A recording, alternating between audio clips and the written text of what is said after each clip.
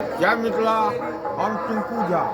एखन काली पूजा के प्रोग्राम आई निशा पूजा के रात छे और हमर सबके प्रिय भाई सब आ बड़ा भाई गाँव के रिश्ता में तो कनी खाली ऊपर हेता, लेकिन हमरा साथ एहन रिश्ता है जहाँ बड़ा भाई छोटा भाई।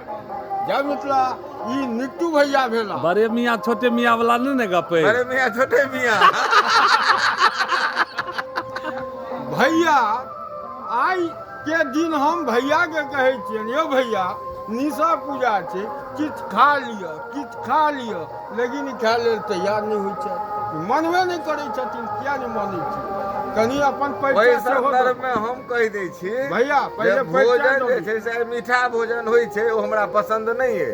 अहाँ के कथी पसंद है भैया? यो दिवाली के दिन मीठा नहीं तो तीखा। पनीर पकौड़ा तकौड़ा होते कनी मनी तो ठीक लगते खाए में। मिथिला में पनीर की दिल्ली पंजाब वाला लोयल दूध फाड़ के बना दियो पनीर के, तो दूध पीबै चले, दही पीबै चले, अहाँ पनीर पर जाइ छी। नहीं तो ओहिना व्यवस्था होना चाहिए कोनो।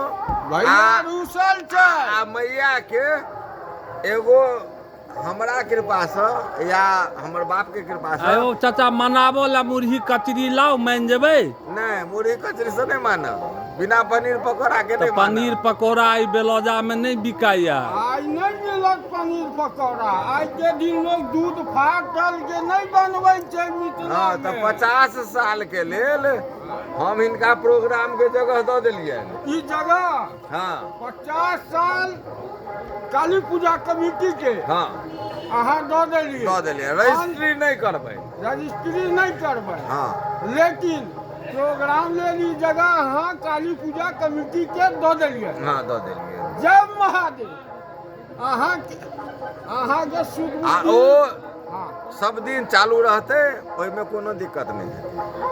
अहाँ के परिवार के माँ काली हमेशा अपन आशीर्वाद स्नेह प्यार बनेने रहत। ई तो बड़ा नीक के बात कहल। वो हमरा बनेने रहे। जय माँ बेलौजा वाली काली की जय।